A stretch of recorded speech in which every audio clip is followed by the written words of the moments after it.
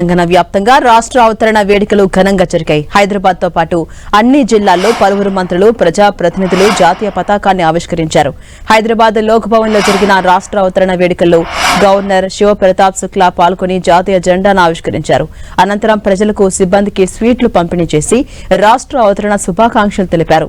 ఇక హన్మకొండలో నిర్వహించిన తెలంగాణ ఆవిర్భావ వేడుకల్లో మంత్రి పొంగులేటి శ్రీనివాసరెడ్డి పాల్గొన్నారు. పోలీసు పరేడ్ గ్రౌండ్స్ లో జాతీయ పతాకాన్ని ఆవిష్కరించారు. ఈ కార్యక్రమంలో జిల్లా కలెక్టర్ తో పాటు ఇతర ఉన్నతాధికారులు పాల్గొన్నారు. ఇక జగిత్యాల కలెక్టరేట్ లో జరిగిన తెలంగాణ ఆవిర్భావ వేడుకల్లో మంత్రి అజారుద్దీన్ పాల్గొన్నారు. తెలంగాణ అమరవీరులకు ఆయన నివాళులర్పించారు. అనంతరం త్రివర్ణ పతాకాన్ని ఆవిష్కరించారు. తెలంగాణ తల్లి విగ్రహానికి పూలమాలలు వేసి పోలీసుల గౌరవ వందనం స్వీకరించారు.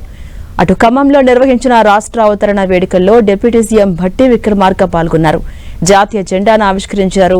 తొలి విడతలో 4.50 లక్షల మందికి ఇందిరమ్మ ఇళ్లు మంజూరు చేసినట్టుగా తెలిపారు. ఇందిరమ్మ ఇళ్ల పథకానికి 22,000 కోట్లు ఖర్చు పెట్టినట్టుగా తెలిపారు. 51 లక్షల కుటుంబాలకు 200 యూనిట్ల వరకు ఫ్రీ విద్యుత్ అందిస్తున్నట్టుగా తెలిపారు డిప్యూటీ సీఎం భట్టి విక్రమార్క.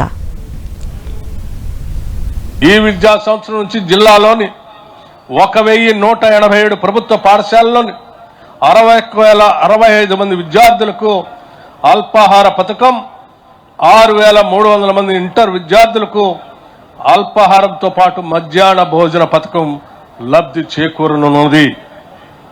అంతర్జాతీయ ప్రమాణాలతో విద్య అందించేందుకు జిల్లాలో 5 యంగ్ ఇండియా సమీకృత గురుకులాలను ఒక్కోటి 200 కోట్ల వ్యయంతో నిర్మిస్తున్నాం. ప్రతి అసెంబ్లీ నియోజకవర్గంలో తెలంగాణ పబ్లిక్ స్కూల్స్ ఏర్పాటు కోసం ప్రణాళికలు సిద్ధం చేశాం. పరిశ్రమలకు అవసరమైన నైపుణ్యాలున్న మానవ వనరులు తయారు చేయడానికి ప్రభుత్వం యంగ్ ఇండియా స్కిల్స్ యూనివర్సిటీని ప్రారంభించింది.